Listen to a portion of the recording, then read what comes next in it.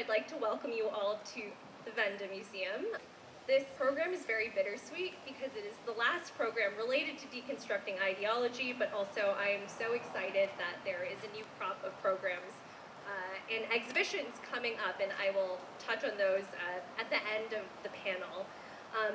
Our panel today will cover the topic of international Maoism as well as its role in Chinese diplomacy. And our speakers today will address the global context of the Chinese Communist Party and Mao Zedong thought, as well as its reception in France and in the Black American radical communities. So just some logistics, the panel will last about 45 to 50 minutes, and we will have a Q&A at the end. So please save your questions, and we will get to as many as we can at the end of the program. So I am so pleased to formally introduce the speakers on our panel. Jeff Wasserstrom, Catherine Clark, and Robeson. Would you want Robeson Taj? How would you prefer? Taj, I should have asked you this earlier.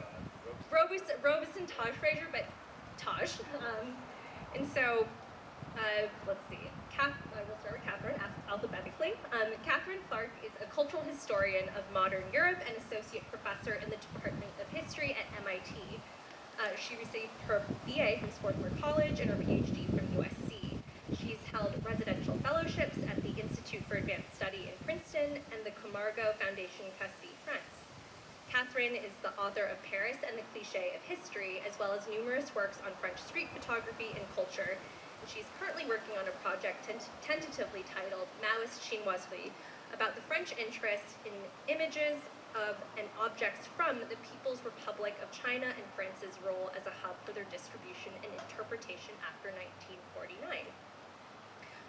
Taj is an associate professor of communication at USC and director of IDEA, the Institute for Diversity and Empowerment at Annenberg. He obtained his BA in Africana Studies and International Relations at the University of Pennsylvania and his PhD in African Diaspora Studies at UC Berkeley. Before joining USC Annenberg, he taught at New York University, Princeton University, and CUNY Bronx Community College. He has served as a history, arts, and culture instructor in Oakland and New York City public schools, and created music and performed as an MC rapper, which is very cool. You might be the coolest of us here, independently releasing 2 albums and a mixtape. His projects include the book The East is Red, Cold War, China, and the Black Radical Imagination. Oh my God, I'm so sorry. Oh my, what a faux pas. The East is Black, excuse me. It is after working on this, it is just like, I'm so sorry, Josh. The East is Black. Please excuse me, Cold War China and the Black Radical Imagination. The documentary film, It's Yours, a story about hip-hop and the internet, and his current project, a book and media platform, Chaos Theory, the Afro-Cosmic Arc of Ben Caldwell, and this is being released soon. Yeah. Okay. Next fall. Keep your eyes and ears open for it. And finally, Jeff Wasserstrom is the Chancellor's Professor of History at UC Irvine. And if I say anything incorrect because I've just been having Mao on the mind, please correct me. He received his BA from UC Santa Cruz, an MA from Harvard, and a PhD from UC Berkeley. Prior to joining UCI in 2006, Jeff has taught at the University of Kentucky and at Indiana University in Bloomington. He has served as editor of Journal of Asian Studies from 2008 to 2018 and has been a Leva Hume visiting professor at Birkbeck College, University of London, a Phi Beta Kappa visiting lecturer, and distinguished lecturer at the University of Hong Kong among his many fellowships and honors.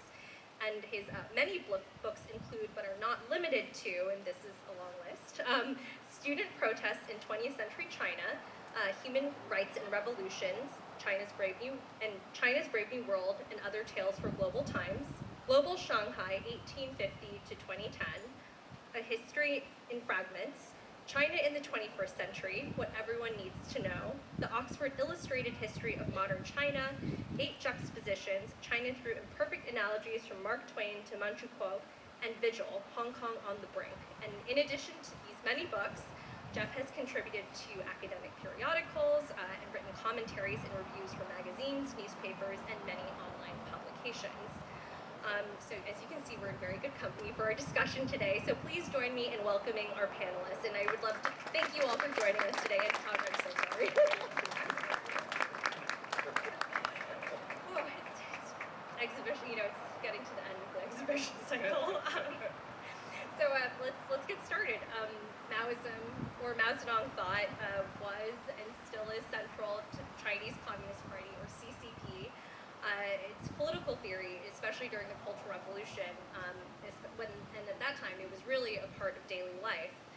However, the effects of Maoism were far-reaching beyond China, and the last section of our exhibition briefly addresses the PRC's diplomacy and export of Mao Zedong thought across the world.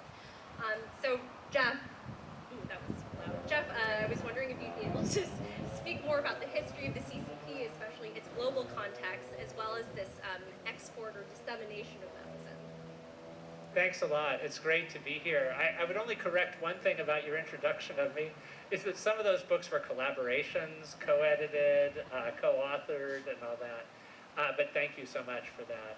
It's great to be here. I've had this long connection to the Wenda, and I really love this museum. It's unique, and it's a fascinating place. But I've never actually been on a stage for them before. So it's a great pleasure to be here to do this in this lovely space. What I thought would be useful to think about to start this conversation would be, if we are getting to the point of Maoism being exported and being seen around the world, how did international views come into China and help shape Maoism and the Communist Party in general? And a way to think about this, putting on my historian's hat, is in the late 19th century and the early 20th century, Chinese intellectuals and just people concerned with the fate of the country were intensely aware that China was being bullied by foreign powers that seemed to have had kind of lapped the Qing Empire, had moved ahead of it in different ways, including some places that had previously, one place in particular, that had previously been seen as, if anything, kind of in the shadow of China. This is Japan. But also Western countries that hadn't really been on the radar necessarily for some Chinese rulers. There were wars in the 19th century where different foreign powers were beating the Qing armies on the battlefield and were demanding pieces of the Qing Empire as victors' spoils. And then in the late 19th century, even Japan was doing that after Britain and France had beaten China in these wars, even Japan had. And so intellectuals were saying, so what do we need to do? What is out there as a kind of strategy for us to regain some of our integrity as control over our land, and also move forward in the way that becoming a powerful country, the way that these other powerful countries are. This was a period where globally there was a lot of belief in social Darwinism, an idea that strong countries were surviving and weak countries were being absorbed, were becoming lost countries, were becoming colonized, or if China wasn't colonized, partially colonized, semi-colonized. And so in the late 19th century and early 20th century, there was a lot of looking around for what's the formula out there. And one formula that had a lot of appeal to people who were not revolutionaries was what Japan had done. Japan had come up with a way of having a constitutional monarchy, to preserving the emperor, but having some way of introducing railroads, introducing modern style schools, all kinds of things.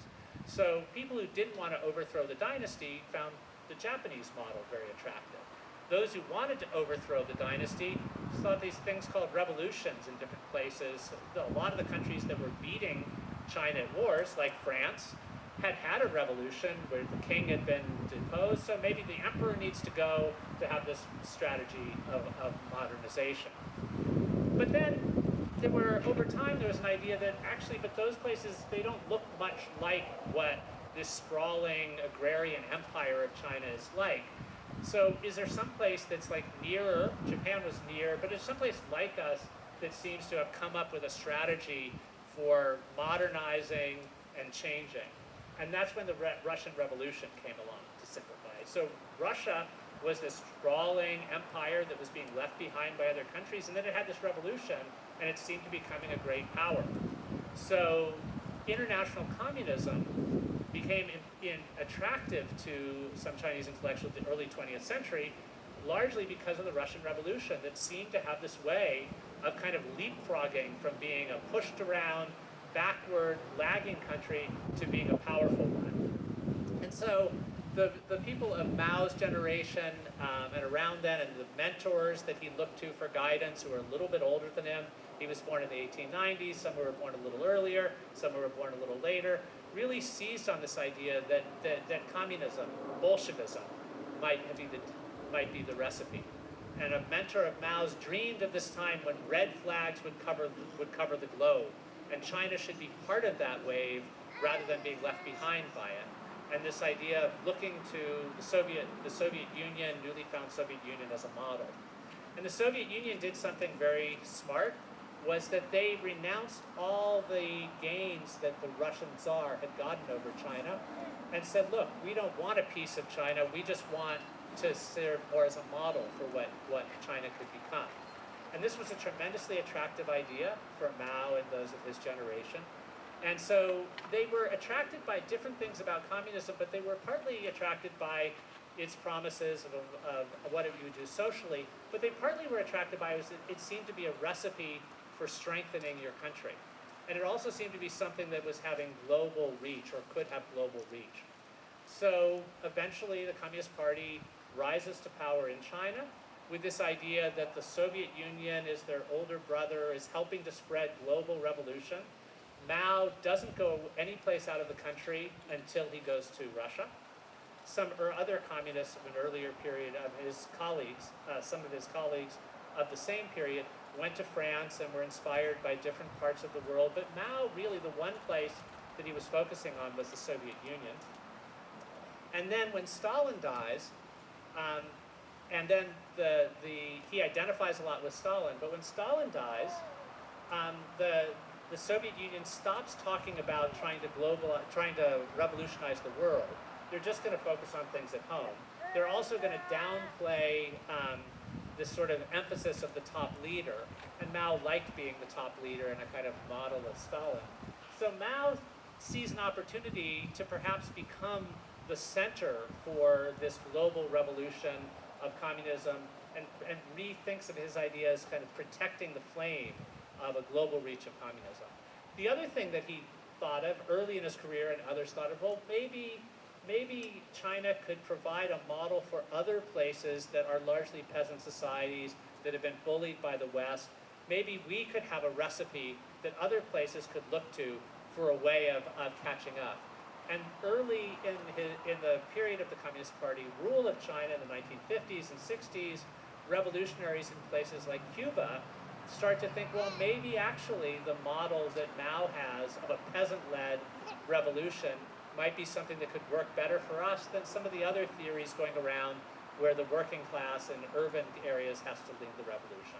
So Maoism begins to be this idea that it was always part of an international idea, but then it starts to move from being the younger brother of the Soviet Union to the possibility of being the older brother that is an inspiration for other places. And I think in the exhibition you see a lot of that, reaching out to Africa, reaching out to Latin America, reaching out to Vietnam and other places to provide a possible model. And so this goes a period of the Chinese art going from where can we look to that might have a strategy for us, is maybe we can have a strategy that other people can look to and learn from us. Thank you, Jeff. That is such a great contextualization of what is going on globally and internally in China. And so, as you mentioned, it's, communism is Chinese communism is good for agrarian societies, but so my question is, how is this applicable to France or to the United States? And I think it's interesting to think about how that was, transferred. So, for Catherine and Taj, would you please expand on, the main players who were spreading Maoism in both France and the United States? I mean, these are very different places than like Cuba or Vietnam. So yeah, you mean not peasant societies? Yes, not, Yeah. Formerly peasant societies, Right, but definitely not in the 60s. Well, actually, France is majority agricultural until the 50s, basically, when it kind of urbanizes. But that is a different story for a different day. I mean, so what's interesting about the kind of French interest in Maoism, and I will speak more slowly than I usually do, is that it actually doesn't really take off until the Cultural Revolution. So there are French Maoists, and there are French Maoists interested in Maoism as soon as there's communism in China, basically. And there are the French members of the Communist Party who, when the Sino-Soviet split happens, decide that they are going with China.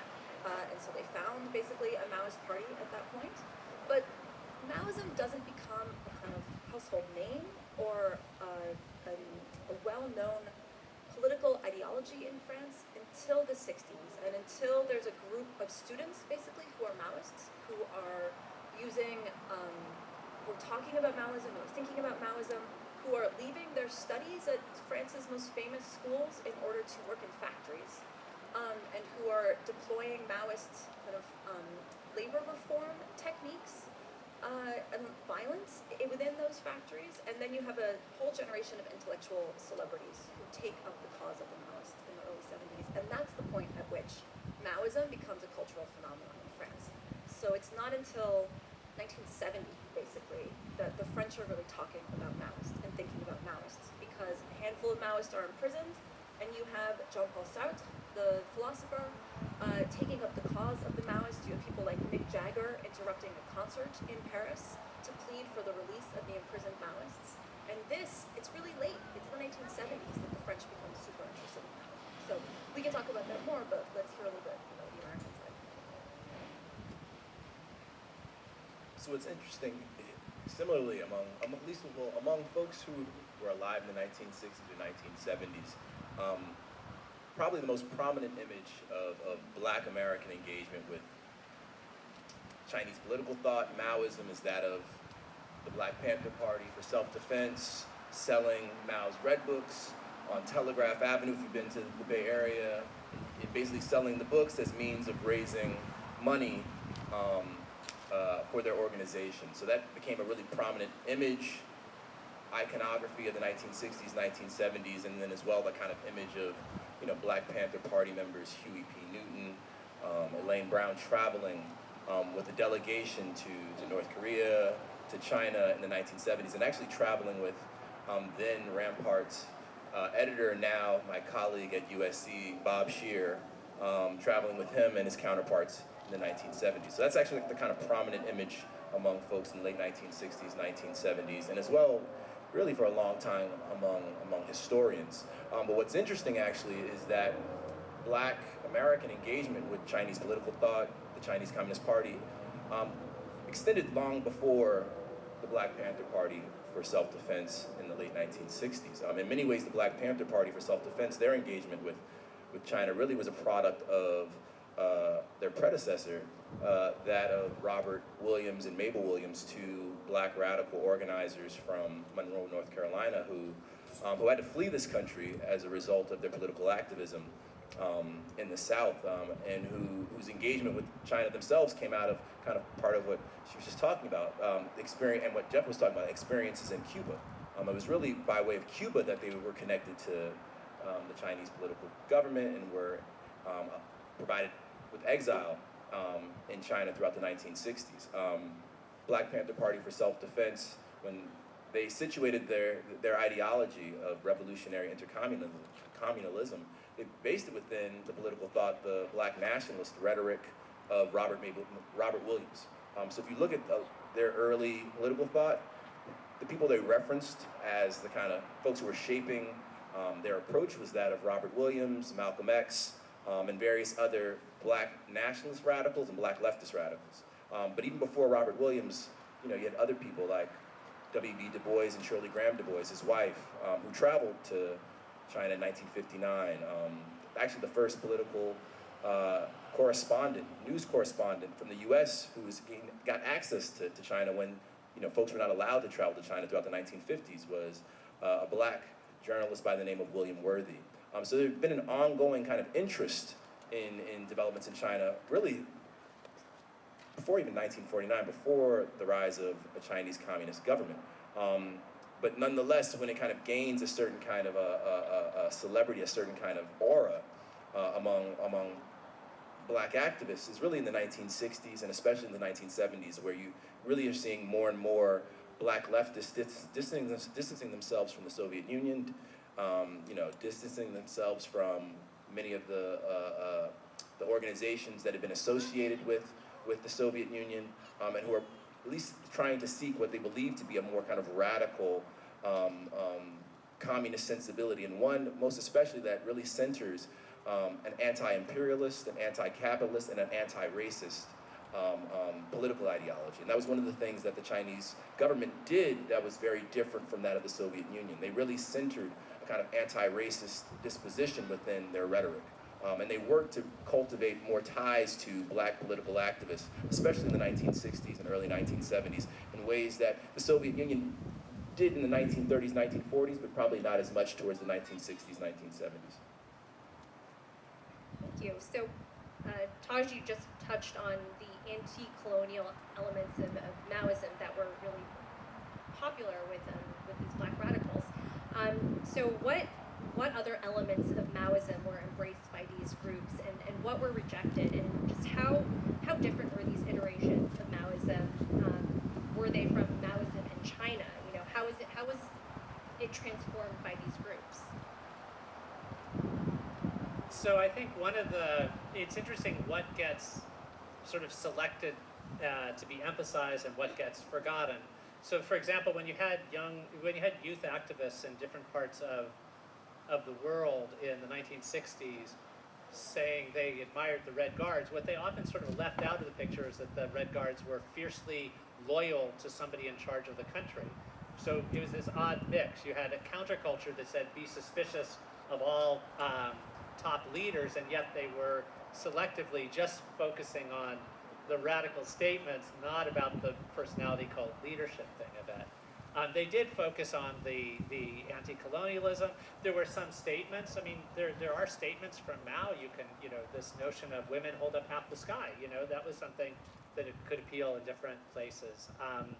I think this is great to have this background. I was waiting for Taj you to mention one other black figure who was very important in embracing parts of Chinese communism was Paul Robeson, who sang, but I think there's a great song, a version of him singing the Chinese national anthem, Qi Lai, and when he introduces it, he says, listen to these words, Qi Lai, rise up, ye who have been bond slaves.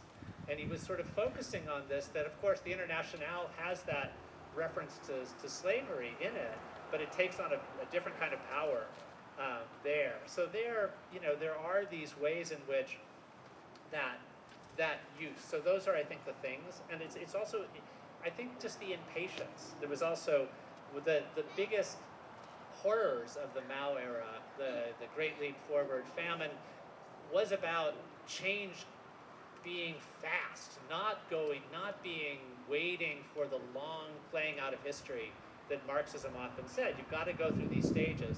One part of Maoism that appealed was this idea of jumping to the next stage. You didn't have to be a peasant society that then became a capitalist society that then, over a long period of time, became socialist, or a long period of communism. This idea of a great leap, and if you didn't know the details about just how disastrous the results were, or if you managed to selectively forget it, that impatience, the speed of Maoism was, I think, and direct action was something that appealed. Anti-imperialism is really important in the French context in particular, and I think you can sit in the US and think that the Vietnam War was an American conflict, but it's international, and people are deeply invested in Vietnam and the American presence in Vietnam within France. And so the idea that you become Maoist in order to be part of a community that wants to get rid of imperial power, in particular US imperial power, is really compelling to people in the 60s and in the 70s in France. And so I think that's one of the elements that really gets taken up. Now in France, of course, also the interest in Maoism coincides with May 68, right? So this kind of upheaval in French society where student protesters are joined by the largest national strike of workers that France had seen since the 1930s, and France shuts down for basically the summer of 1968. So you have students and workers banding together to ask for change in France, and so the Maoists actually are not hugely part of that movement, but in the wake of that movement, the kind of spirit of 68, makes sense in terms of what Maoism is teaching. It's teaching violent change, it's teaching fast change, and it's teaching change that comes from the bottom up and not merely from seizing the reins of political power. And all those things are really appealing in the French context. Yeah, I would just echo that point about bottom up. There was an intrigue to the idea that one did not have to be part of the kind of formal intellectual class, or part of even those kinds of institutions to have agency within political, social upheaval. So the idea of the peasants leading, and to that point even too about, those who have been formerly enslaved being at the forefront of the revolution as opposed to those who were the kind of imagined proletariat. This kind of positioning of the lumpen as the agents of transformation was appealing. There are news articles you can find from, uprisings in Harlem in 1964, amid, very, very kind of resonates in terms of times in which we're living. Police killing a young person, and people uprising in the streets and saying, F it, I'm for Mao. That's why we're doing this. Like Mao has told us that revolution is in the barrel of a gun. Mao has told us that guerrilla warfare is our only means of liberating ourselves and everyone else. And that, resonating with people who are looking at the conditions that surround themselves and saying, like, in many ways, unfortunately, the rhetoric of Dr. Martin Luther King and folks who are advocating nonviolence does not resonate with us in the same kinds of ways of that of Malcolm X, Robert Williams, and folks who we see who have been successful with this, at least in terms of media's portrayal of what's happening abroad. So in many ways, yeah, there was a resonance to both the rhetoric. As you can see with the iconography here, that's part of this fantastic exhibition. Kathleen Cleaver and others talk about like the power of the posters, and how it offered them a kind of what change would look like, what power would look like, especially when not living with a certain kind of power. One has to imagine it before one actually can live and experience it. And that was part of this kind of radical imaginary of that period. And I would say it's important too that folks didn't look at it as if they wanted to replicate what was abroad. They recognized that they had to situate these ideas and these practices within the conditions that they were experiencing. But they also realized that they had to rely upon other, kind of to use one of the rhetoric of the exhibition, other models, alternative models to cultivate their own model. And I think it's important too that it wasn't only China. It was Cuba, Algeria, Ghana, Tanzania. There were a number of different spaces and places that were shaping these evolving countercultural, radical imaginaries of that time period. Thank you. So, jumping off of this, the idea of all the materials that were floating around and being exported, like how was Maoism disseminated through? Can you expand on sort of the types of people who would visit China and bring it back, or the media that would be reproduced in these different, 4 different regions? The film, the poster, it's immense. The amount of material that was created. You probably talk about that. Bringing it back to the exhibition. Right. But, goodness, the range of material. One of the ones I'll just reference briefly is that stood out to me that I didn't really spend much time writing about in my book, but I've been very intrigued with since I first encountered it, was first a play. So it was a play called War Drums on the Equator that was created in the aftermath of the assassination of Congo Prime Minister Patrice Lumumba. So Lumumba had cultivated close relationships with several Chinese dignitaries, and in the aftermath of his assassination, the Chinese government denounced his murder, but also wanted to articulate this kind of both support for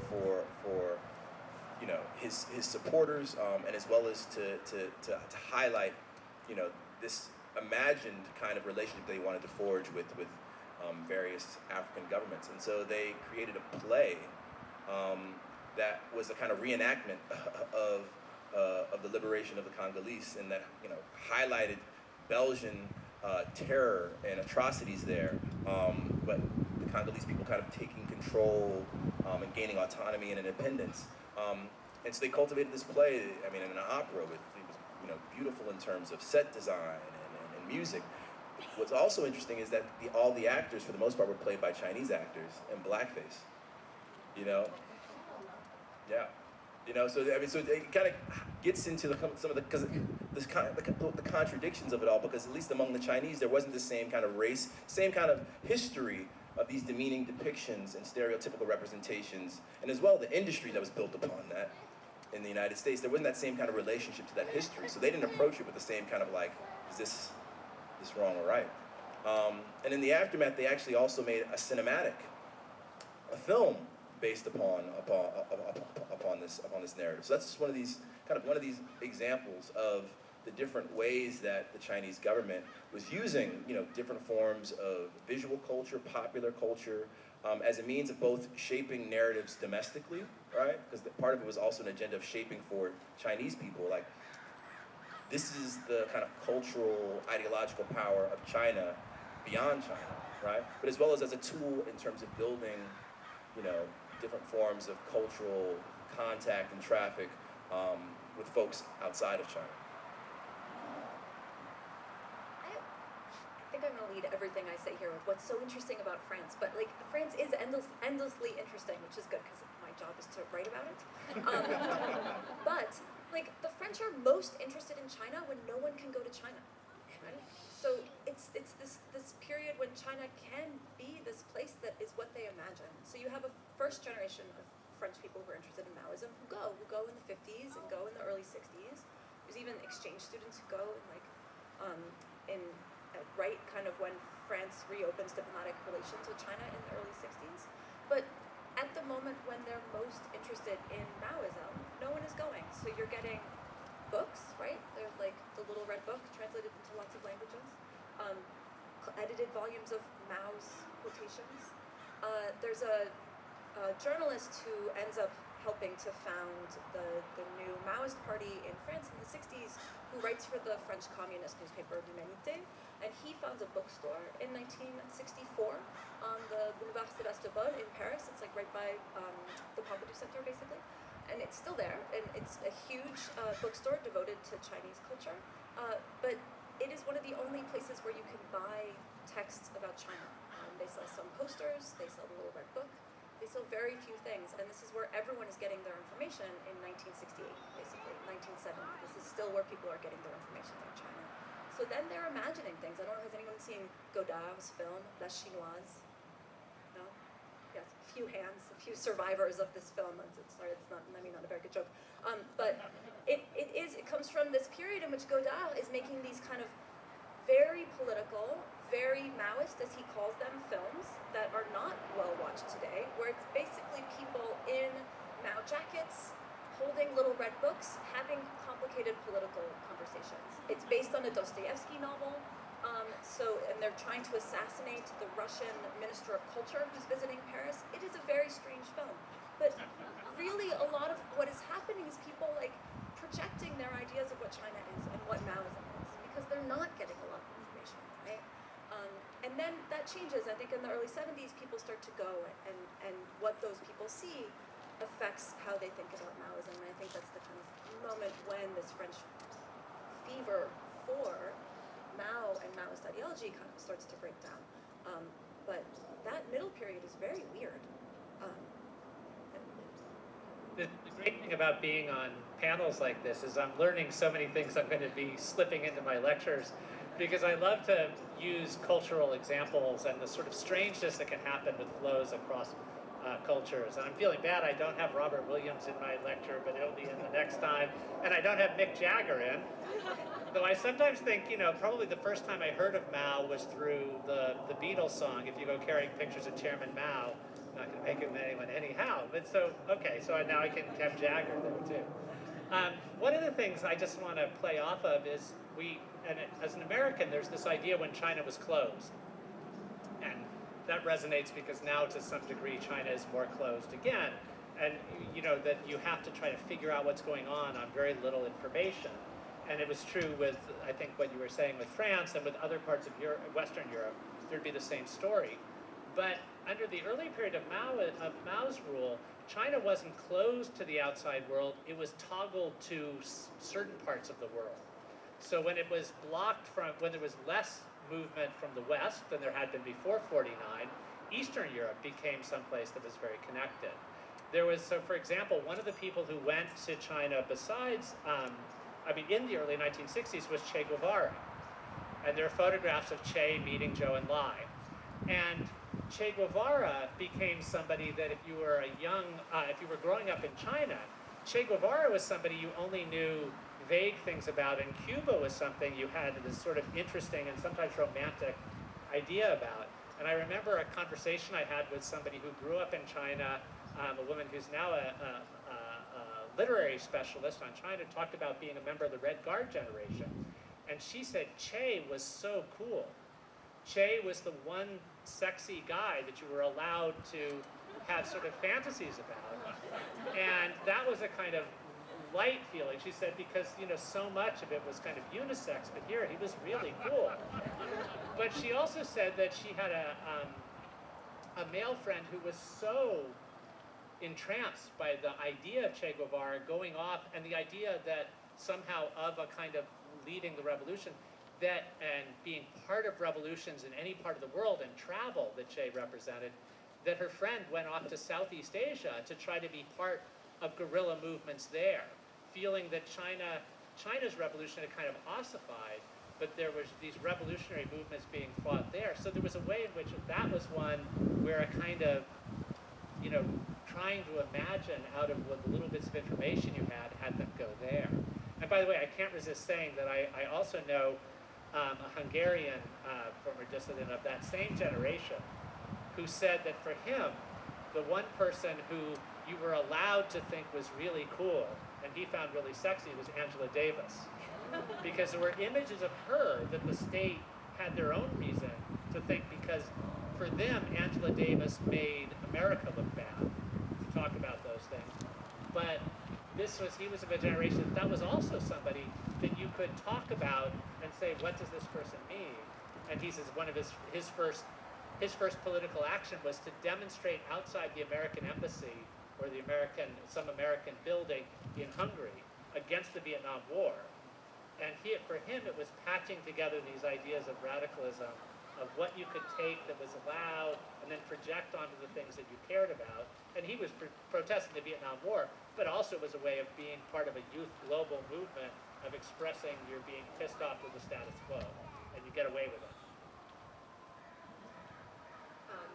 This has been so informative, and I wish we could continue discussing this, and I do have many other questions on my list I wanted to get through, but I'm afraid we have to start wrapping up the panel so we have time for Q&A. And so maybe for our last question, if we could address the legacy of Maoism today in Europe, in America, but also in China.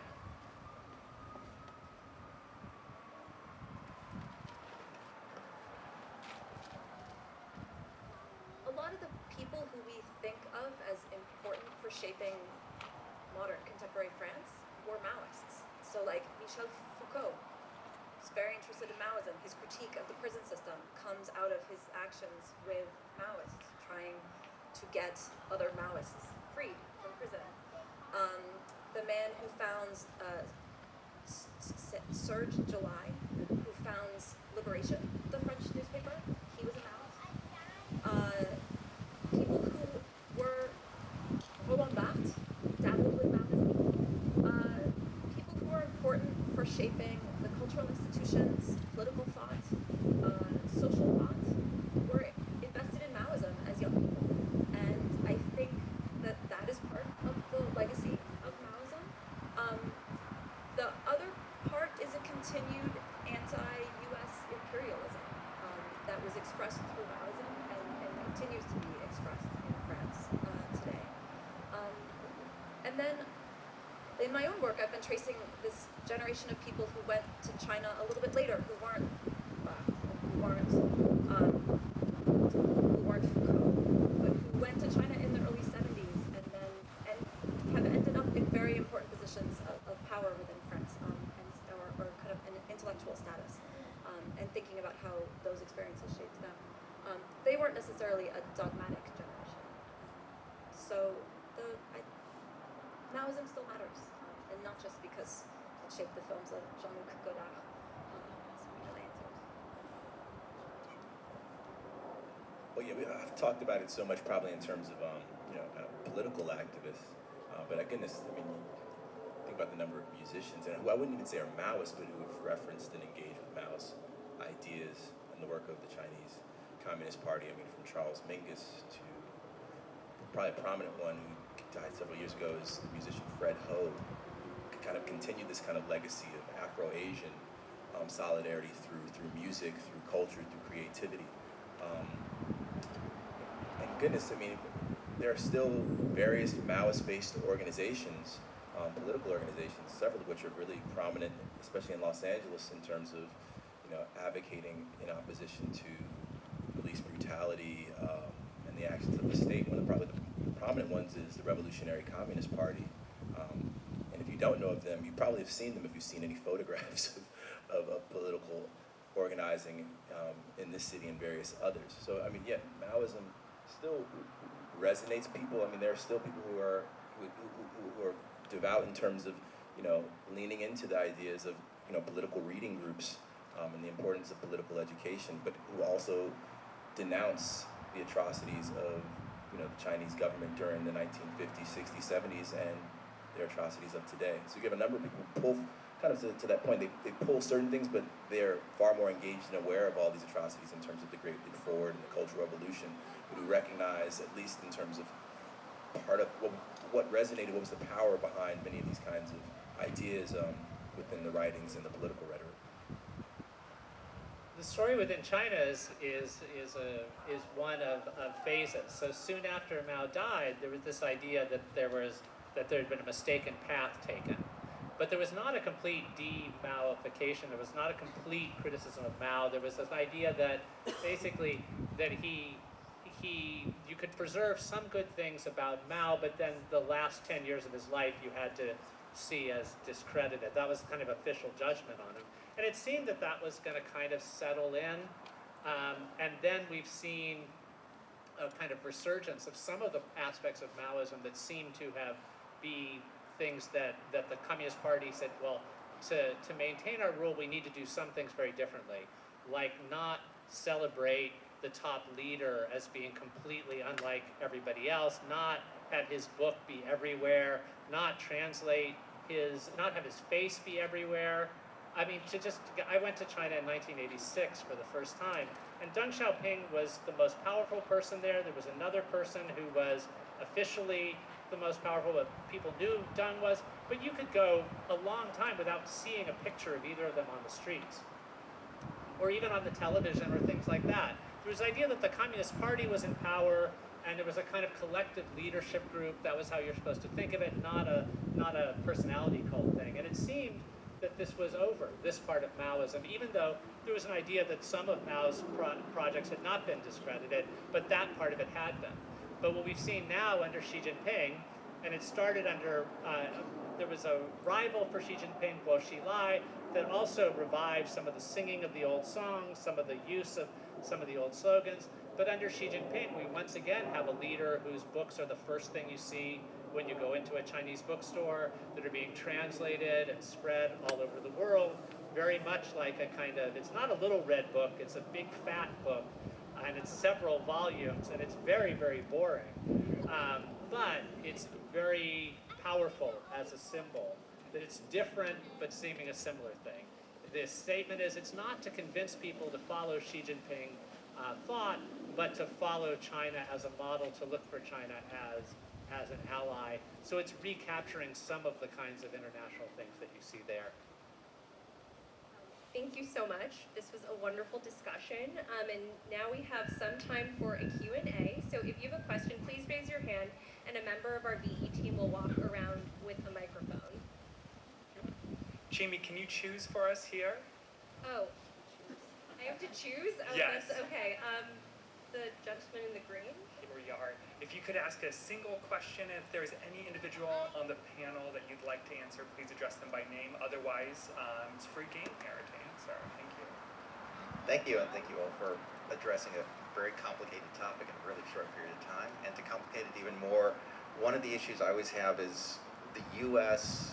influence on China really from 1927 through 1980, where we were militarily aggressive, supporting their enemies, and sort of driving them towards things like the Great Leap Forward, which was a military response to, it was an industrialization in response to military aggression, and following the Korean conflict and going into the Vietnam war that they both were heavily supportive of. So,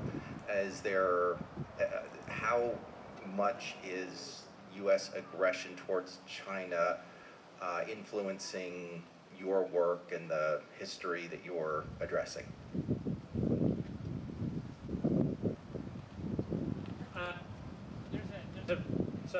The story of the United States and Chinese communism has various phases. Early on, there was some notion, some attraction to this idea that maybe the Communist Party would be a different kind of Communist Party that could be somehow in step with American ideals. But then the fact that the United States backed Chiang Kai-shek, that Mao and Chiang Kai-shek basically ended up having to sort of choose sides, and that becomes a big part of the story, is that you had, while Chiang Kai-shek and Mao were still alive, both of them claiming that their party was the rightful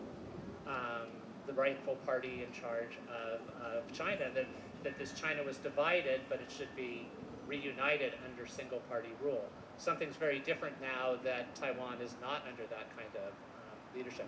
But you're very right to bring up the Korean War. The Korean War is crucial to making anti-imperialism such a key part of Maoism after 1949. It was a key part of the revolution rising. It was a key part, the anti-imperialist side of Leninism was a key part of what made Marxism-Leninism appealing to as many people as it did in China. So you can't separate it out, but it is a big part of the story, and I think there are different ways to think about it, but one is clearly that Mao's idea of a kind of permanent revolution had something to do with, first, this kind of permanent revolution against imperialism, that the battle wasn't over. And then during the Cultural Revolution, he said, and the battle over class struggle isn't over either. And so this blending of the enemy and the United States being an enemy at the same time that Russia was, certainly it's driven by this idea of constantly having an enemy. And the Chinese Communist Party still has that kind of rhetoric at hand often, and we see it. Right. No, this is something that drives a lot of powers, is this idea of a state. I'd say what's different with China is there's been more of a permanent sense of a state of emergency over and over again for different enemies. It comes and goes a bit more in this country. The time I had the biggest flashback of thinking I was in a country like China was right after 9/11, when suddenly it seemed that all of the newspapers were saying, we need to do this, rather than, and the sort of royal we, the collective we, and that's never gone out of the Chinese press. There was the gentleman here in the front, and then in the back, and then you, sir, with the glasses. Sorry, point you out like that. I'm very glad today. Frankly, I've been waiting for you guys for 1/2 century. And I've been formulating this question for 1/2 century, but I'll try to distill it. I went to UCLA 72 to 76. I am of East European background, and my interest in communism and Soviet Union and so forth was very much the Soviet Union, Europe, Warsaw Pact, and NATO. But we were required to take a class in historiography, and unlike the classrooms of 100 and 200 students, this had 12, and the professor was Chinese American, and the subject was Mao. And because of the Vietnam War and so forth, I'd been reading up about communism in Asia, but my main focus was Europe. But he was a absolutely ardent Maoist. Absolutely, he talked about how happy the university professors in China were to go out and harvest rice and so forth. Absolutely. Already, as I recall, we were getting some information of the disasters. This would have been about 73. of the Great Leap Forward. And so I guess I was somewhat braver than the other students, about 12 of us in that class. And I started asking hard questions. I mean, literally questions. I wasn't provoking him. I just had bits and pieces of information. And I knew the cost and the price of collectivization in Lithuania and Eastern Europe. So I extrapolated certain presumptions, perhaps. And one day he just railed against me. He accused me of being a racist, of criticizing him because of the color of his skin and the shape of his eyes. I mean, everyone in the class was stunned, as was I. I'm telling you guys, for 50 years, this guy's face has been in my brain. And one of these days I'm gonna go to UCLA and read him the Riot Act. But my short question then is, and he's very active in China, traveling there all the time. Did Mao and his people cultivate academics in the West, or did academics in the West simply naturally have stars in their eyes about Maoism and the Great Leap Forward? Thank you. I feel like maybe Jeff's better suited to answer this, or better suited to answer this than me, but I think China doesn't have the energy to be cultivating academics in 1968. It's so internally focused, and a lot of what's going on in Western Europe is self-motivated.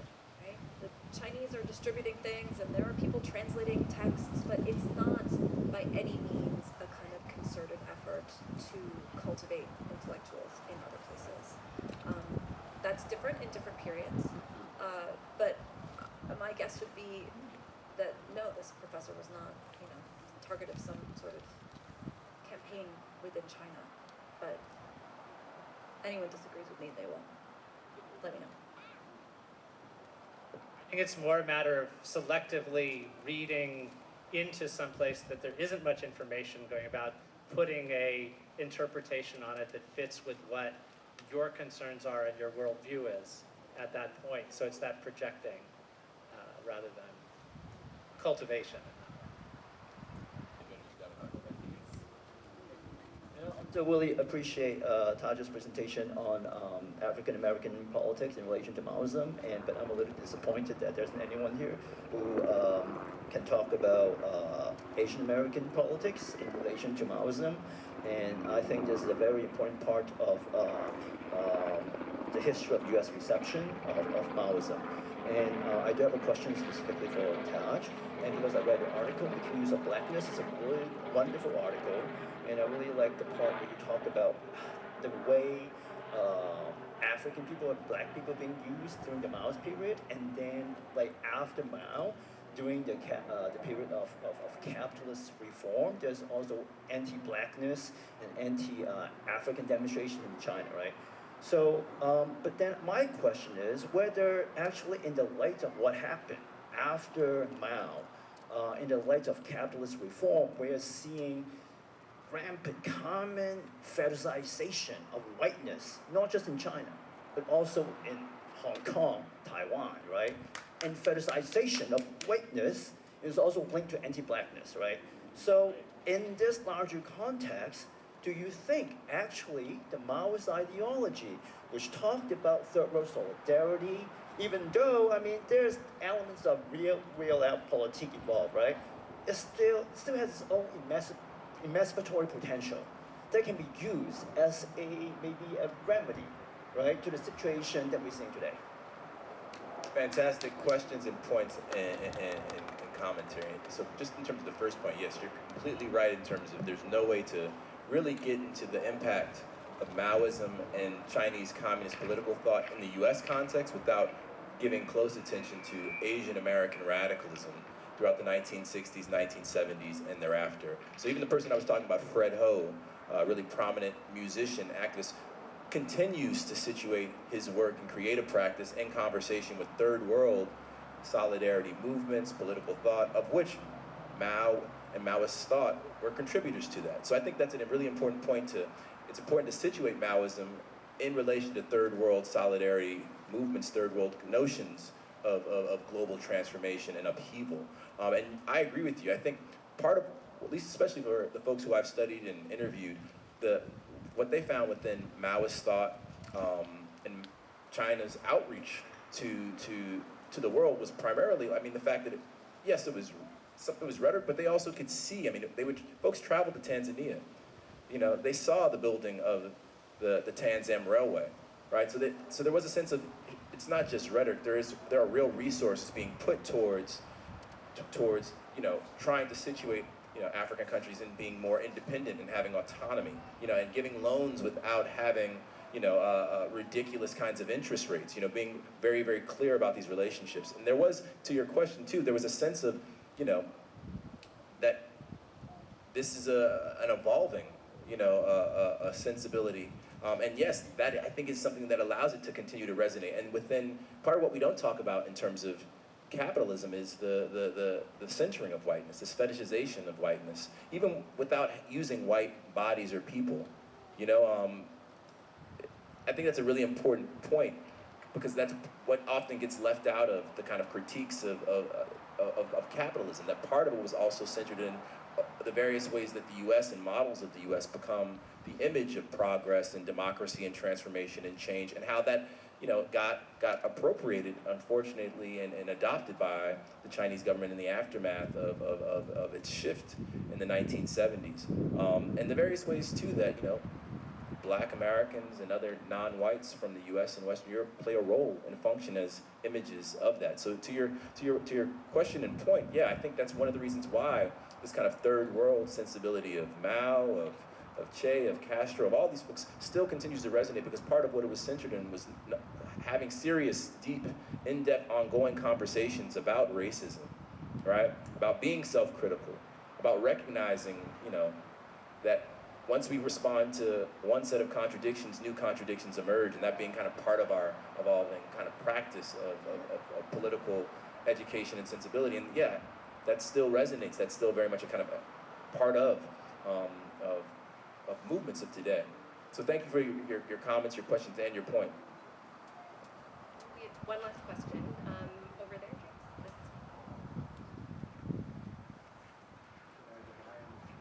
Let's give it a try. All right. This is my chance to.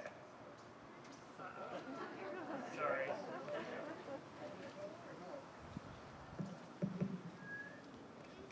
Now I get stand up here with the trained historians. I get to ask a question, not being a trained historian, but I understand that the question of periodization and the problem of periodization is very fundamental to, you know, the work of historians and our understanding of history. So for me, I've spent not quite 50 years, but many years grappling with this arc from June of 1968 in Paris in French context to April, May, and the first week of June, 1989, Beijing and all over China, Chinese context. And I just want to throw it out to any or all of you, what you make of that arc because on the surface level, right, it's like that worker-student moment of which those are possibly the two prime examples of, insurgent moment, which is like the holy grail of 20th century radical politics, that worker-student thing, right? And yet, beyond that, you see very, very different problems at hand for those movements and the legacies. And what I'll say, for me, what concerns me is that by the time 89 jumps off, even though it's an incredible event, seen from the outside. I was a college student at the time. But ideologically, it was way, way, way less ambitious than what was going on in 1968. And that's where I see, like, through the lens of, like, Black American politics and the whole, assimilation into the establishment structure through the 70s, through academia, through the professions, through elected leadership, like blunting the radicalism of the movements of the 60s. And then on the Chinese side, this kind of like, you know, the revision of the Maoist legacy at the official level, and a kind of like entry into Chinese society of this really, really deep, what I would look at as like this deep kind of cynicism, which was kind of like a harbinger of the international cynicism that leftists and activists and all of us who are trying to do something and organize and implement those earlier, you know, moments of solidarity and the lessons we can learn from them are finding so difficult to overcome. So that's sort of my prompt. So that's a big prompt. That's a big prompt. It's a great one. So I want to say a couple of things. One is to say, look, China, while I talked about a revival of some parts of Mao under Xi Jinping, what hasn't been revived and what Xi Jinping is definitely not for is any kind of turning the world upside down idea. He doesn't believe in bottom-up campaigns. He wants to have a kind of some elements of Mao's rule, but not that. They're opposites in some ways, even though they're similar. But the 1989 part, because I actually know a lot more, I've spent a lot more time working on 1989 than about the Cultural Revolution. And I think there's a lot of, the 1989, for me, is like 1968, but not Paris 1968. It's like Prague 1968. It was an effort to try to transform Communist Party rule into a different version of Communist Party rule that was then crushed with tanks as Prague was crushed. The tanks didn't come from outside, but there was actually one of the most famous photographs of the end of Prague Spring was a man standing in front of a tank in Bratislava, bearing his chest to the tank, before we had the Tank Man image from 1989. 1989 was the last moment in China of organized workers and students, and I'm glad you brought that up because the role of workers is often forgotten or overlooked in this just remembering as a student movement. What the Chinese Communist Party was most afraid of was it being toppled by organized opposition. So it decided after that, we don't ever want different social classes to be able to ally on the streets again. And since then, the strategy has been largely to try to stamp down harshly on any movement, any protest that involves collaboration across class lines or across different parts of the country. There's an allowance of other kinds of protest on single issue, single class, but its lesson after 1989 is to try to prevent that from happening again. So to try to provide different groups of segments of society with different benefits that will get them to stop seeming the solidarity that way. The closest thing to 1989 that was different in other ways was the Hong Kong uprising in 2019, and then that was crushed completely. Not with tanks, but in another way with extremes. There have been harsh moves against any groups in other parts of when there have been uprisings in Tibet, when there's any sense of things that might have people a sense of solidarity across lines, those are dealt with very, very harshly. That's my thoughts on that.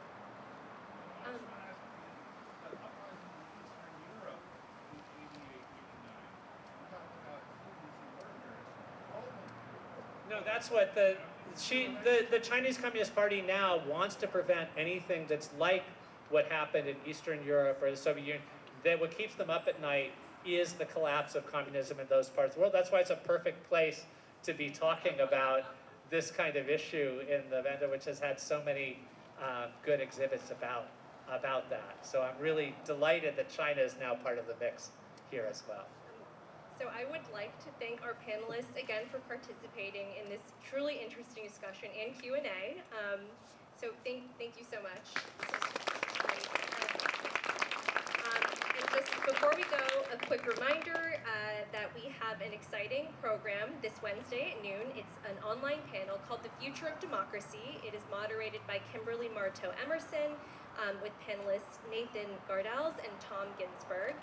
And we have 2 exhibitions opening in April, Vietnam in Transition, 1976 to present, and David Bowie in the Soviet Union, as well as some really great related programming. So please visit our website, www.bendamuseum.org, to learn more. Thank you for joining us. I'm wishing you a good rest of your Sunday afternoon, and hopefully we will see you all at the museum again.